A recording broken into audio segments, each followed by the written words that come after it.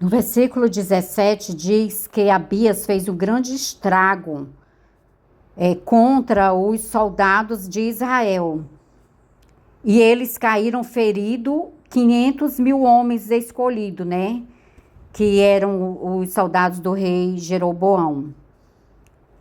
E no versículo 18, a palavra de Deus diz que o rei Abias e o seu exército prevaleceu porque confiaram no Senhor Deus de seus pais, né? E Abias venceu esta guerra, tá entendendo? Ele ainda conquistou algumas cidades que pertenciam ao rei Jeroboão.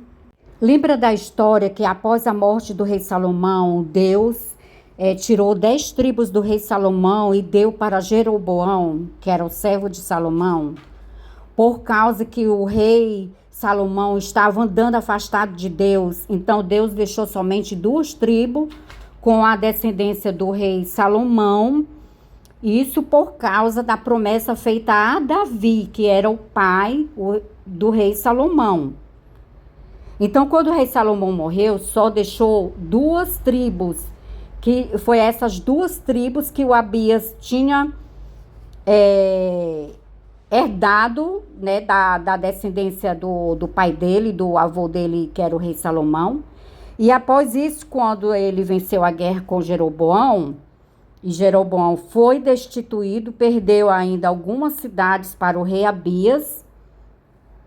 E Jeroboão morreu, porque Jeroboão, mais na frente, se corrompeu, se afastou dos caminhos do Senhor e passou a adorar outros deuses. Isso fez com que Deus tirasse, tá entendendo? A mão de proteção que protegia ele. Por isso Abias teve a vitória, porque Abias estava andando com Deus e Jeroboão já estava afastado do caminho de Deus. Abias, quando ele venceu ao rei ao rei Jeroboão, Jeroboão não recobrou mais as forças durante o reinado de Abias. Só que quando teve um momento, Abias ele governou 3 anos somente. E ele foi o pai do rei Asa, que reinou após ele. O rei Abias, no fim da vida dele, no fim dos 3 anos que ele reinou em Judá, ele se corrompeu também com outros deuses.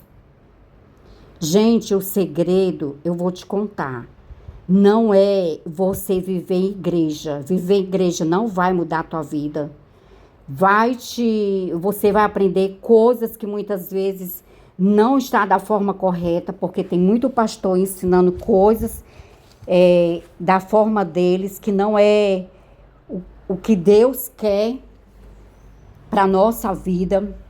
Então é importante que você tenha a sua leitura, que você todos os dias tire um momento para ler a palavra de Deus, para orar, para conhecer a vontade de Deus para a tua vida, ter intimidade com Deus, porque o que Deus pode pedir a mim, Ele pode não pedir a você, Ele já dizer outra coisa para ti, tá entendendo? Cada um tem Deus tem um projeto para cada pessoa.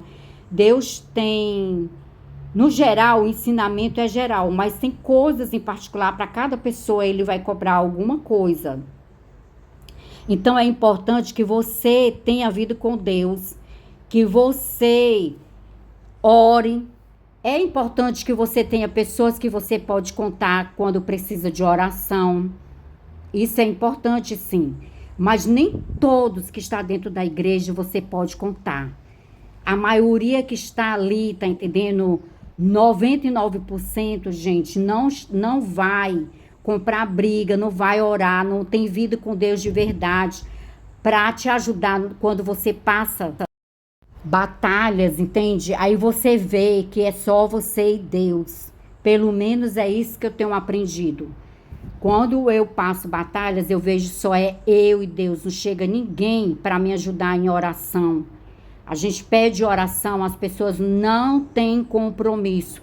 Se você não tiver sua vida, em particular, no altar, conexão com o Deus Criador, tá entendendo? É só assim que você vence. Muita gente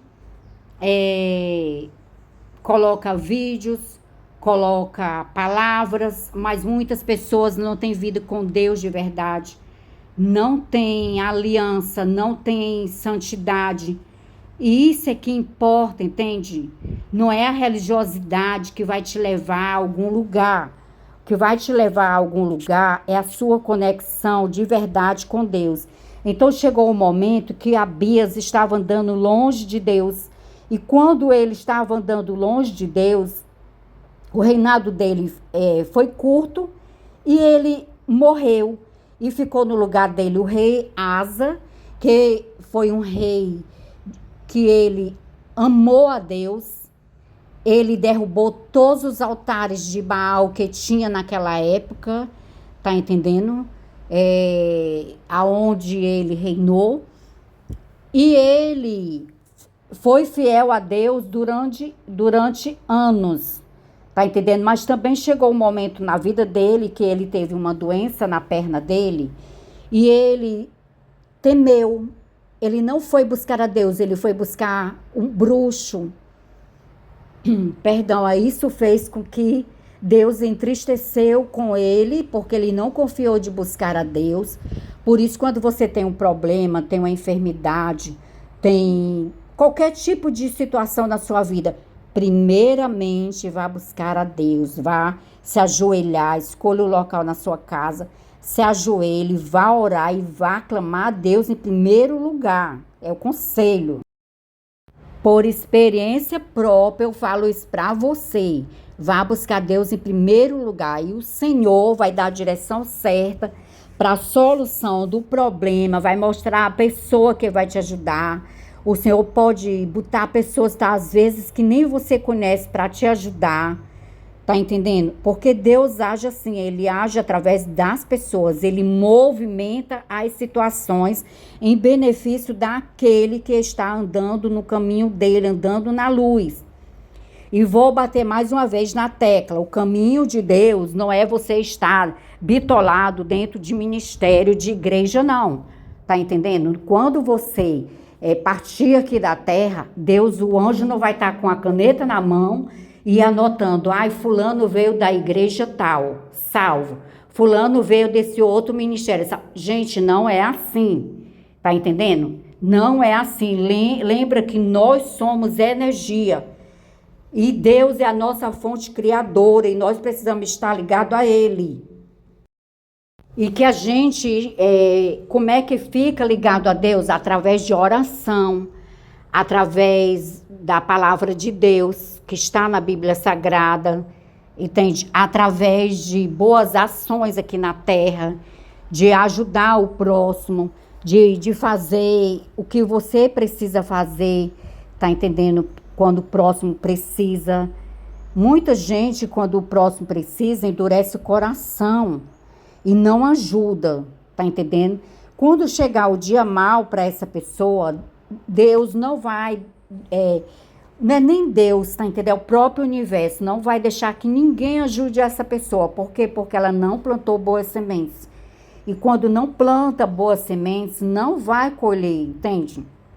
Por isso é importante que a gente ande na luz, que a gente ande em comunhão com o nosso próximo, desejando boas vibrações de amor, de paz, de saúde, de cura, de prosperidade para a vida das pessoas ao nosso redor. Isso vai voltar para nós. É a semente que nós plantamos, é essa que vamos colher. Entende? Guarda essa mensagem, reflita nela. Aquilo que for bom para você, colhe. Tá entendendo? Continua, medita nela, que o Senhor vai falar mais coisas para ti que eu nem falei aqui, tá entendendo? Que o Senhor pode te mostrar outros pontos nessa mensagem, a qual eu não observei, e também para que ela não seja uma mensagem tão longa, mas é uma mensagem de alerta, é uma mensagem linda, uma mensagem de reflexão. Por isso eu coloquei essa mensagem, eu amei essa passagem, o Senhor me deu ela hoje, ela é linda e ela fica de reflexão, porque não importa como tu começou, importa como você termina, tá entendendo? É isso que importa, como você termina. Procura andar na luz, fazer o bem, sem olhar quem, meditar na palavra de Deus e ter comunhão com Deus dia a dia na tua vida. Amém?